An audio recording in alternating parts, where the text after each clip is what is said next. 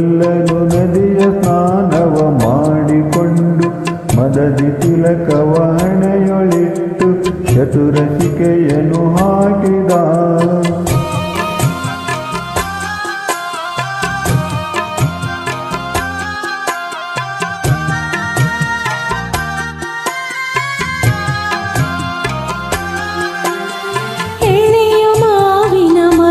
ಕೆಳಗೆ ಕೊಳಲನ್ನು ತುತ್ತಗೊಲ್ಲಗೌಡನು ಬಳಸಿನಿಂದ ತುರುಗಳನ್ನು ಬಳಿಗೆ ಕರೆದನು ಹರುಷವೇ.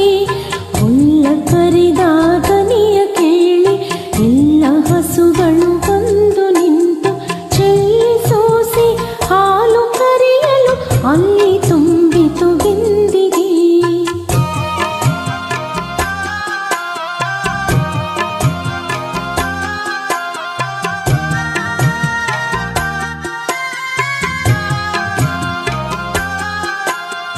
ಹಬ್ಬಿದಾಮಲೆ ಮಧ್ಯೆಯೊಳಗೆ ಅರ್ಬುತಾನೆಂದೆಂಬ ವ್ಯಾಘ್ರನು ಅಬ್ಬರಿಸಿ ಹಸಿ ಹಸಿದು ಬೆಟ್ಟದ ಕಿಬ್ಬೆಯೊಳು ತಾನಿದ್ದನು.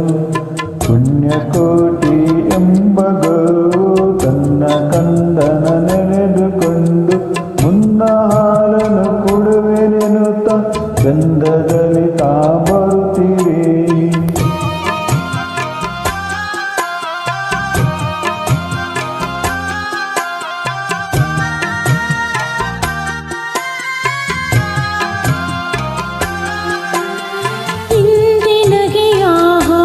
ಸಿಕ್ಕಿತು ಇಂದು ಬೇಗನೆ ದುಷ್ಟ ವ್ಯಾಘ್ರನು ಬಂದು ಬಳಸಿ ಅಡ್ಡಗಟ್ಟಿ ನಿಂದನ ಹುಲಿರಾಯನು.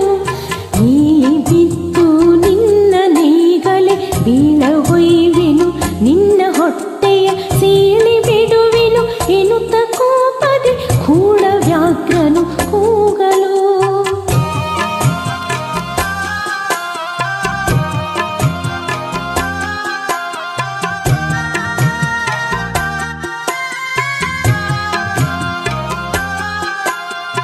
ಒಂದು ಭಿನ್ನ ಹುಲಿಯ ಕೇಳು ಕಂದನಿರುವನು ದಡ್ಡಿಯೊಳಗೆ.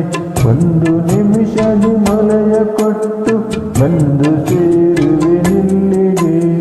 ಹಸಿದ ವೇಳೆಗೆ ಸಿಕ್ಕ ದೊಡವೆಯ ವಶವ ಮಾಡದೆ ಬಿಡಲು ನೀನು ನುಸುಳಿ ಹೋಗುವೆ ಮತ್ತೆ ಬರುವೆಯ ಹುಸಿಯ ನಾಡುವೆ ಎಂದಿತು.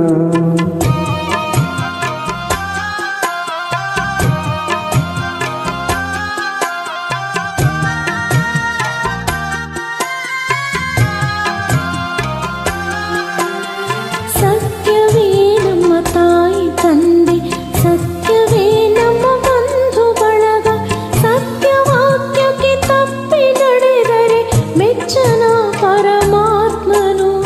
ಒಂದು ತಿನ್ನುವೆನೆಂಬ